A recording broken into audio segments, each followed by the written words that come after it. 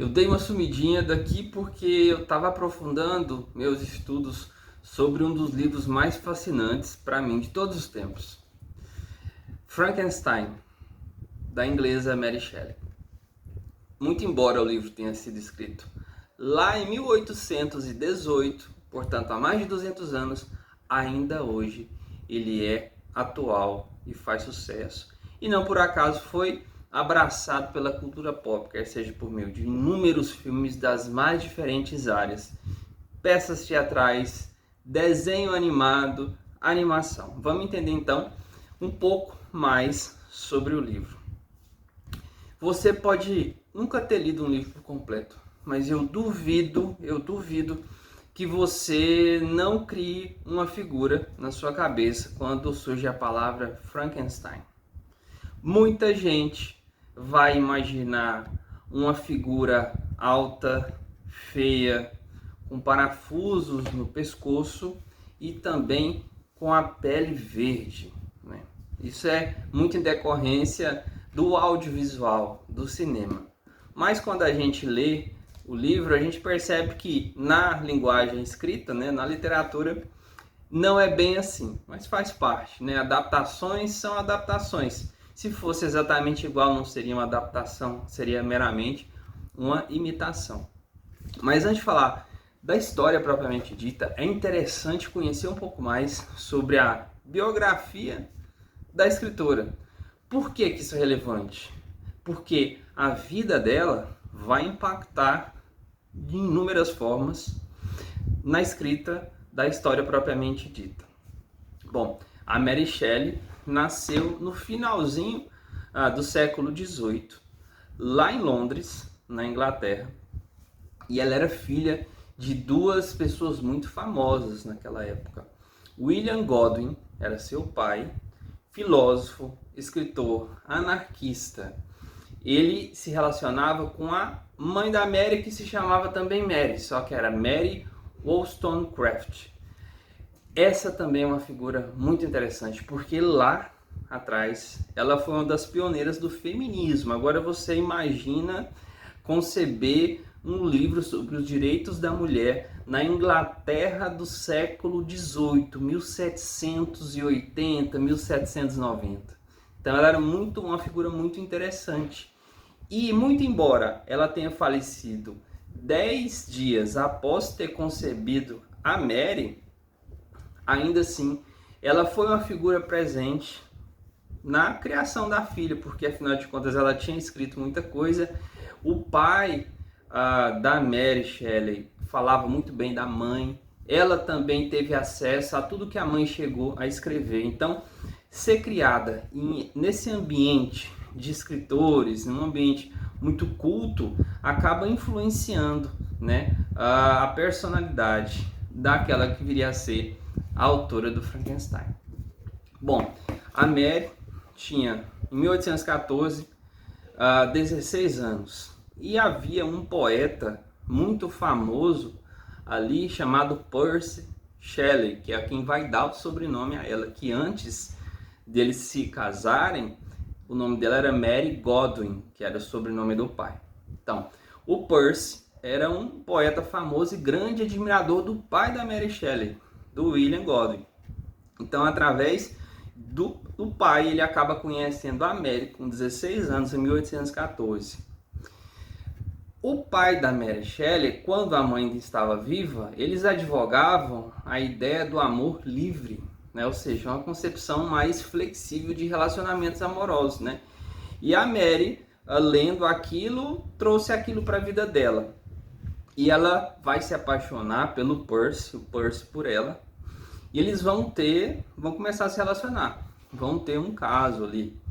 O detalhe é que o Percy, ele era casado, tinha uma filha e a esposa dele estava grávida. Ele vinha de uma relação tempestuosa com a sua esposa. A Mary descobre que ele já tinha esposa, mas ainda assim, por conta daquela ideia de amor livre, ela não vê problema em se relacionar com o Percy Shelley. O problema é que o pai da Mary, William Godwin, muito embora há tempos tenha advogado essa ideia do amor livre, não aceita aquilo dentro de sua própria casa com sua filha de 16 anos. O que acontece? A Mary foge. Ela e sua meia-irmã, a Claire Clairmont, vão fugir com o Percy Shelley e vão fazer um tour ali pela Europa, passando por várias localidades, inclusive a Alemanha. Conhecem um castelo lá na Alemanha, um castelo que tinha a fama de ser mal assombrado. E coincidentemente esse castelo é de uma família tradicional alemã que tem o sobrenome Frankenstein. Então a Mary sai fugida sem a bênção do pai, com o Percy e com a sua meia-irmã Claire Clairmont. Vão fazer um tour ali pela Europa. E o Percy, como eu disse, ele era um poeta muito conhecido. E ele, junto com a Mary e com a Claire, são convidadas pelo maior rockstar, uma espécie de rockstar da época, o também poeta Lord Byron. Lord Byron ele tinha um título aristocrático e ele era um admirador da escrita, da poesia do Percy Shelley. Então, em 1816, o Lord Byron convida o Percy, a Mary e a Claire para passar um verão, 4 meses ali em uma casa que ele tem, um casarão que ele tem em Genebra, na Suíça. Então eles vão para lá e lá vai ser palco da ideia primeira do que viria a ser o romance Frankenstein. Bom, a ideia deles era ficar nesse casarão do Lord Byron, aproveitar, tem um belo lago à frente, né? Eles queriam passar todo o verão lá. Acontece que, no outro lado do mundo, na Indonésia, um vulcão entra em erupção, o vulcão Tambora. E por conta dessa erupção, todo o hemisfério norte, e aí está inclusa a Suíça, ficam com o clima alterado e acaba que o que era para ser verão vira um tempo muito chuvoso. Inclusive 1816 é conhecido como o verão que nunca aconteceu. E eles estão lá nessa casa de verão sem poder sair, chovendo bastante. O que o Lord Byron, ali entediado, eles resolvem ler histórias de horror alemãs. Depois disso, nesse ambiente aí, ao redor da lareira, lendo essas histórias de horror, o Lord Byron resolve fazer um desafio para todos que estavam ali. O casal, Shelley, a irmã, a Claire, que tinha um caso à época, estava grávida do Lord Byron, e um quinto elemento que era o Dr. Polidori. Dr. Polidori vai ficar famoso depois também. Ele era médico pessoal do Lord Byron e também gostava de escrever. Então o Lord Byron vira para eles e fala: olha, desafio é cada um de nós aqui elaborar uma história de terror original. Nos primeiros dias, a Mary não está inspirada, não consegue começar nada. Mas ela conta, a biografia da Mary Shelley conta, que em uma dessas noites ela teve um pesadelo no qual um jovem cientista, um jovem médico, dava vida a um ser que estava morto. E é a partir desse pesadelo da Mary Shelley que dá origem ao Frankenstein, como a gente entende hoje, mais de 200 anos depois. Interessante que esse desafio do Lord Byron, muito embora ele não tenha levado a cabo uma história, tampouco o Percy, outro integrante dessa turma acaba se inspirando e escrevendo uma obra que seria pioneira da literatura. Criou uma figura também de monstro, que é a figura do vampiro, né? O John Polidori, ele escreve o conto O Vampiro. Então é o primeiro escrito na literatura que trata dessa figura do vampiro. E o vampiro do Polidori, ele tem um traço aristocrático, ele é bonito, ele seduz e aproveita das pessoas em situação de vulnerabilidade, usa e descarta essas pessoas.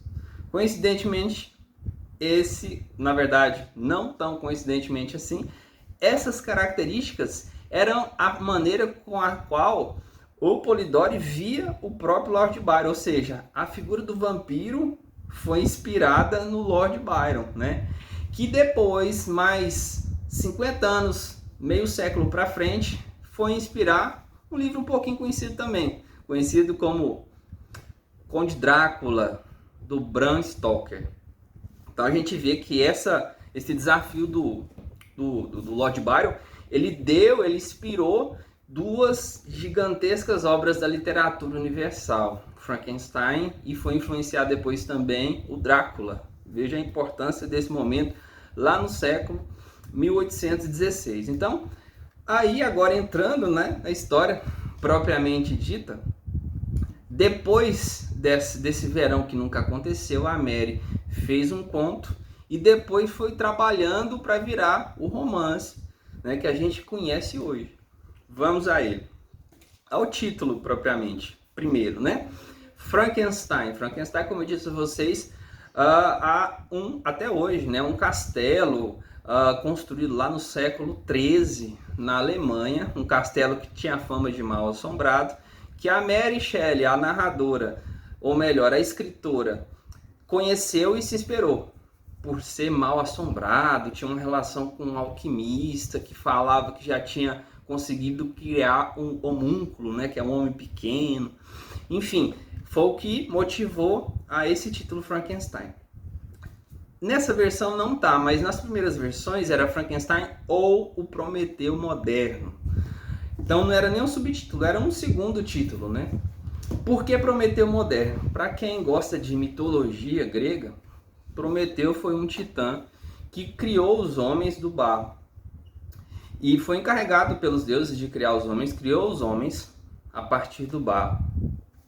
Porém, né, havia uma relação entre deuses e humanos, né, na qual os humanos tinham que oferecer oferendas aos deuses. Os humanos da época teriam feito oferendas inferiores, de uma qualidade inferior, e o Prometeu convenceu Zeus a aceitar aquelas oferendas. Zeus aceita, mas se sente enganado pelo Prometeu. E o Prometeu também acaba, por ter se sentido enganado ali por Prometeu, Zeus pune a humanidade privando ela do fogo. Em contrapartida, o Prometeu rouba o fogo dos deuses, e é por esse ato que Prometeu é mais conhecido da mitologia grega, rouba o fogo dos deuses, leva para a humanidade. Ao fazer isso, ele dá mais independência para os humanos em relação aos deuses. Zeus, sabendo-se enganado pela oferenda e em um segundo momento por Prometeu ter roubado o fogo dos deuses, ele resolve dar uma punição divina para Prometeu, que é acorrentá-lo no topo do Monte Cáucaso, a uma pedra.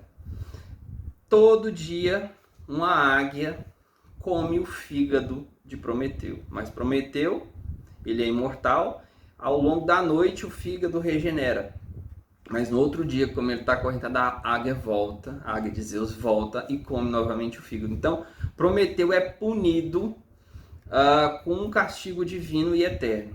Por quê? Porque ele desafiou a lei da natureza que era representada pelos deuses. E aí a gente pergunta, né? Qual a relação então de Prometeu moderno com Frankenstein? Bom, a gente vai conhecer o Dr. Victor Frankenstein, que deu vida a um ser a partir de restos de outros seres humanos. Então há um julgamento moral, inclusive, por parte da escritora, na qual o Victor Frankenstein seria o Prometeu moderno, porque ele desafiou a natureza ao ele próprio dar a vida a um ser que antes não a possuía. Explicada a capa, agora vamos à narrativa, a diegese, né, a síntese dos fatos da história. Bom, a gente já viu aqui que, aos desavisados, Frankenstein não é o nome da criatura, é o nome do criador. Existiu o médico Victor Frankenstein. Só que a história não começa com ele. a história começa com outra pessoa, com Robert Walton. Robert Walton é um jovem que quer, movido pelo aquele sentimento de descobrir novos horizontes, ele quer descobrir uma nova rota para se chegar ao Oceano Pacífico Norte pelo Polo Norte, o que economizaria muito tempo. E também ele quer, porque ele já estará ali no Polo Norte, investigar o fenômeno do magnetismo. Então nós temos esse capitão que está lá no Polo Norte, tentando descobrir uma nova rota, né? E de repente ele encontra à deriva, em um pedaço de gelo, uma pessoa que está quase morto. Ele vai resgatar essa pessoa e essa pessoa é o Victor Frankenstein. E a partir daí, o Victor Frankenstein conta a sua história para o Robert Walton. E aqui eu chamo a sua atenção para a estrutura do romance, ela é muito interessante. É um romance epistolar, são cartas que o capitão Robert Walton está mandando para sua irmã, a Margaret. Ou seja, nós temos o capitão contando a história para sua irmã, só que antes dele nós vemos o Victor Frankenstein contando a sua história para o capitão. E em um dado momento, o Victor Frankenstein vai contar o que a criatura contou para ele. A própria criatura também assume a narrativa da história em primeira pessoa. Ou seja, a criatura conta para o Victor Frankenstein, que conta para o Robert Walton, que conta por carta à sua irmã Margaret, e o leitor tem acesso a essa história toda a partir da carta. Então veja o tanto que é interessante, que é uma história dentro da outra. É uma estratégia narrativa interessante. Então é isso. Ao resgate do Victor, e o Victor começa a contar toda a sua história de vida para o Robert Walton, que não o conhecia. E aí a gente vai conhecer a infância do Victor. Ele era um menino rico, muito bem criado, né? O pai dele tinha sido prefeito lá de uma cidade. E detalhe, a história, né? Boa parte dela vai se passar, a infância toda do Victor, vai se passar em Genebra, na Suíça. E é em Genebra, na Suíça, justamente o local onde aconteceu a inspiração para o romance, por parte da escritora da Mary Shelley. Lembra do convite do Byron para aquele casarão dele às beiras de um lago? Então, a inspiração aconteceu em Genebra, na Suíça, e a história do Victor Frankenstein vai se passar lá também. Então a gente conhece a infância do Victor. Ele era um menino muito brilhante, foi muito bem criado por sua família. Depois ele atinge ali a maioridade e ele vai estudar na Alemanha, em Ingolstadt, que era uma faculdade muito famosa, e ele vai fazer medicina. Acontece que o Victor, ele sempre foi uma criança muito curiosa, e, digamos assim, os primeiros professores dele foram alquimistas, ou seja, são aquelas figuras lá do final da Idade Média, como o Cornélio Agripa, o Paracelso e Augustus Magnus. Eram pessoas, os alquimistas, né? Vocês já devem ter visto isso em algum filme, algo do tipo, quadrinho. São aquelas pessoas que queriam descobrir o elixir da vida, ou seja, como atingir a vida eterna. Ou também queriam descobrir a pedra filosofal, que seria uma pedra que seria capaz de transformar metais convencionais em ouro e prata. E ele fica fascinado com aquelas histórias ali, muito embora seja algo considerado pela ciência da época, que a gente está falando de um romance que se passa no século XVIII, 1700 em diante, estudos ultrapassados, ainda assim é o primeiro contato que ele tem. Ele fica fascinado, muito curioso, vai para a faculdade na Alemanha, estudar medicina, se torna um aluno modelo ali, brilhante nos seus estudos. Ele meio que supera os seus próprios professores nos conhecimentos básicos, só que ele é fascinado pelos segredos da criação. Ele quer conseguir dar vida ao que já teve vida, mas morreu. Então, munido desse sentimento, né, de querer descobrir algo novo, ele vai estudar cada vez mais e começa a levar a cabo um plano que ele tinha. Ele começa a coletar restos de cadáveres humanos para juntar esses restos e fazer esses restos ganharem vida, né? Aí é onde vai entrar a nossa criatura, que não recebe nome, né? Depois de 2 anos afastado do convívio social, de mandar cartas para sua família, da própria universidade, e ali já se passaram muito tempo depois que ele foi para a Alemanha, ele consegue dar vida a essa criatura. E ao contrário do que faz crer os filmes, né, não é por meio de grandes choques, né? Se a gente vê nos filmes que o Victor Frankenstein está num grande castelo, não, ele está numa espécie de república de estudantes, ele usa o sótão como laboratório. Um belo dia, simplesmente, essa criatura ganha vida. E qual é a reação do Victor? Ele fica apavorado, porque ele montou aquele ser para ser um ser muito bonito, mas a aparência o assusta muito. E o que ele faz? Ele se acovarda, ele foge. No outro dia ele fecha a porta e foge para outro lugar. No outro dia ele vai perambular pela rua. Ele não encara a responsabilidade pelo que ele fez. No outro dia ele vai vagar pela rua e vai encontrar o seu amigo de infância, o Henry Clevel, que foi para lá para ver como é que ele tá e para também estudar naquela faculdade, né? E quando ele volta com o Clevel para casa dele, a criatura não está mais lá. Ele fica aliviado e simplesmente não se importa com aquilo. Fica muito doente, porque ele tinha ficado muito enclausurado para criar a criatura, mas ele não conta nada para o Clevel. Ele fica muito doente. Clevel cuida dele e depois ele já está se organizando para ir para casa, quando recebe uma carta. Isso já se passaram 2 anos desde a data do dia que ele criou aquele ser inominado. Ele recebe uma carta de seu pai falando que seu irmão caçula, William, uma criança de pouco mais do que 5 anos, foi assassinada. Mais do que de imediato, o Victor Frankenstein e seu amigo voltam para a Suíça, voltam para Genebra, e ele começa a suspeitar, por algum motivo, que quem deu causa àquele assassinato daquela criança que não tinha nenhum inimigo fora a própria criatura que ele tinha criado. E a partir daí começam os tormentos do Victor.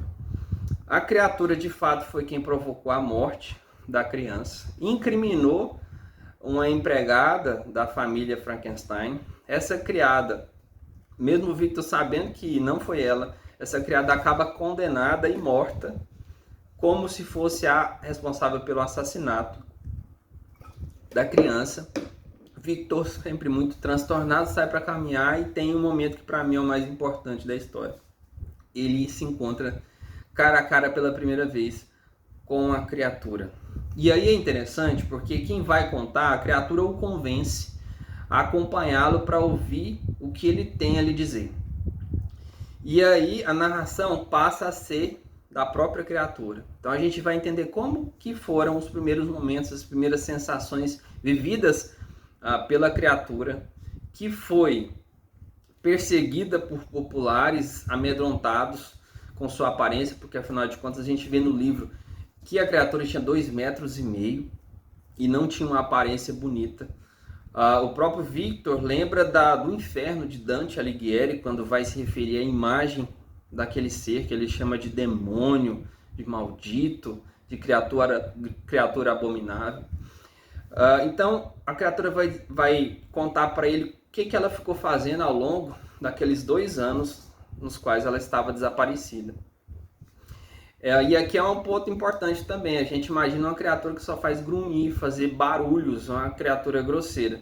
Mas aqui pelo livro, na história do livro, é um ser que nasce do nada, já com aquele corpo, mas que é muito inteligente, aprende muita coisa e se torna um ser culto, que se expressa muito bem, até porque ele que está contando a história pra gente. Ele vai dizer que se refugiou em um casebre, que ficava próximo, ficava colado numa casa de camponeses, e ele passou a admirar esses camponeses, ele meio que se alfabetizou observando esses camponeses por uma fresta na porta desse casebre, e vai contar como foram esses dois anos.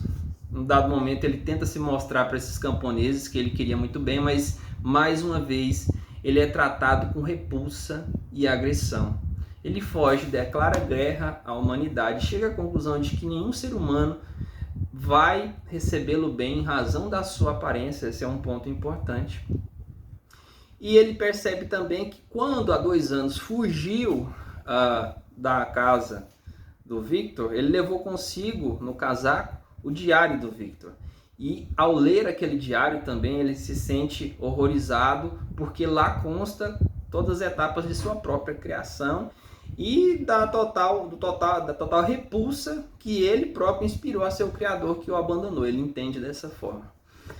Por conta disso, a criatura vai propor ao Victor que ele crie uma companheira com as mesmas características que ele tem, para que possam viver isolados dos demais seres humanos. O Victor, em primeiro momento, aceita, depois ele fica muito... ele tem uma crise ali de responsabilidade, se preocupa com o que poderia acontecer, destrói essa criatura que ele já tinha começado a fazer. A criatura se emputece e resolve declarar guerra a todos os entes queridos do Victor. E a nova vítima da criatura é o Clevor, que estava ali por perto, e inclusive a criatura agiu de uma maneira que as suspeitas recaíssem sobre o próprio Victor. Victor, cada vez mais irado, desejando vingança dessa criatura, volta para a Suíça. Ele já vai se casar com uma irmã de criação, a Elizabeth, que será a 4ª vítima da criatura. A criatura, nessa altura do campeonato, já só quer saber de vingança, e o Victor também, eles se parecem muito nesse momento. E o Victor começa a perseguir a criatura, e a história volta para o começo. É onde ele perdeu de vista a criatura, já estão ali próximas ao hemisfério norte, ao extremo do hemisfério norte, um contexto de gelo e mar, e é onde ele perde a criatura e fica à deriva, e ele é resgatado pelo Robert Walton. Já caminhando para esse final da história, o Victor morre e a criatura vai até o navio e chora a morte do seu criador. Essa é a diegese da história de Frankenstein. Agora, alguns aspectos interessantes, né? A aparência, né? Existem muitos filmes, e os filmes colaboraram muito para essa imagem que a gente criou da criatura, né? Tem um clássico de 1931 que um ator, ele é monossilábico. O ator que interpreta o Boris Karloff, que interpreta a criatura, ele é monossilábico. Então a gente fica com essa impressão de que a criatura sequer sabe falar. Tiveram muitos outros, inúmeros filmes, filmes de viagem no tempo, com esse personagem do Victor Frankenstein, da criatura.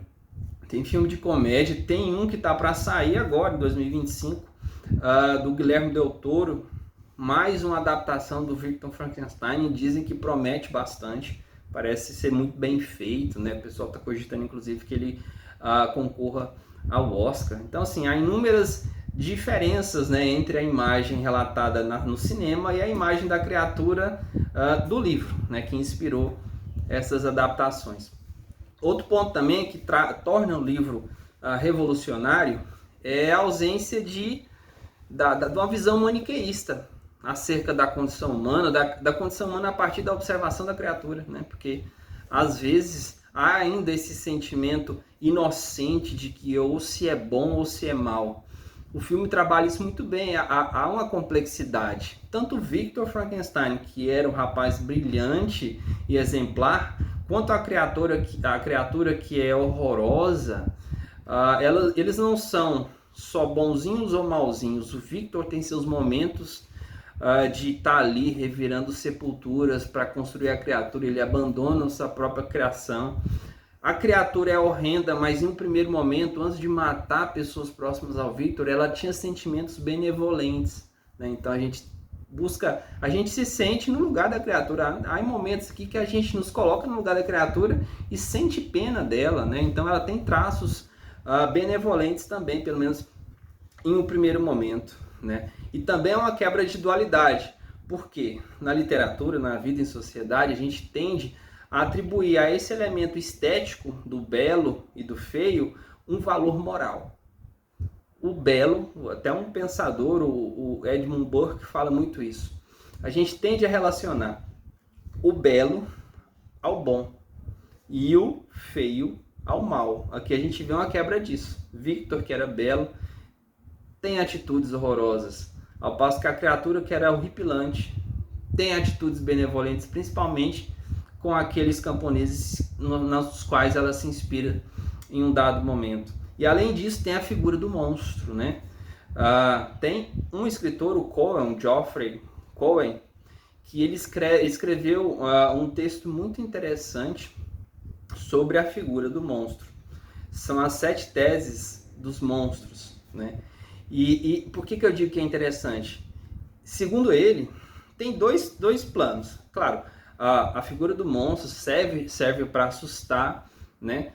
Serve para entreter, mas ao mesmo tempo ele é um sintoma cultural. O monstro como um sintoma da sociedade daquela época que o criou por meio do escritor. Por exemplo, a gente viu aqui que o contexto da história é século XVIII. O contexto da concepção dessa narração aqui, dessa narrativa, é século XIX, início do século XIX, Inglaterra. O que estava acontecendo? Tinha acabado de acontecer a Revolução Francesa, estava acontecendo, a Mary Shelley presenciava o entremeio da primeira e da segunda fase da Revolução Industrial, muitos avanços científicos, o galvanismo, né, que tentava trazer à vida seres mortos através da eletricidade, né? E quando ela cria essa criatura aqui do Victor Frankenstein, criada pelo Victor Frankenstein, ela está também deixando claro que um dos medos da sociedade inglesa daquela época era onde iam parar os avanços tecnológicos, né? Então, esse livro é um livro também que busca tentar estabelecer uma fronteira ética, né, do avanço científico, né? E olha, isso foi pensado lá, foi sentido, né, pela Mary lá em 1818. Agora corta para 2025.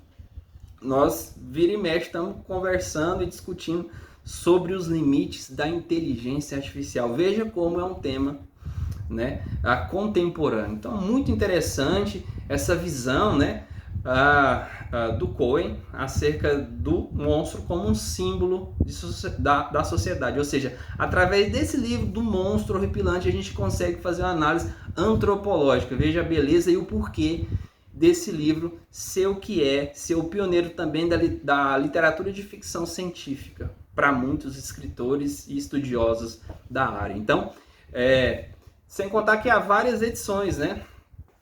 Como eu disse no início, a cultura pop abraçou esse livro, essa história. Tem desde versões mais de luxo, digamos assim, né? Essa é uma versão muito bonita da Dark Side. Tem muitos extras, né? Ela é bem caprichada. Inclusive, no final dessa edição aqui, tem os contos que a Fantasmagoriana são os contos que o grupo lá do Lord Byron, Percy, Mary, Polidori, Claire estavam lendo naquela noite que foi concebida a história, né? Então você faz uma imersão. Tem livros mais simples também de Frankenstein. Um livro interessante também para quem gosta de quadrinho, né? Um quadrinho criado pelo Junjito, que é um quadrinista famoso mundialmente, né? E é uma qualidade. Aqui a gente tem uma jacket, né? Tem a capa original aqui, muito bonita, inclusive, muito caprichada. E o quadrinho é outra linguagem, né? Aqui nós temos o desenho aqui do que seria a criatura aos olhos do Junjito. Então, há inúmeras edições, né? Logo tem o novo filme. Não é por acaso.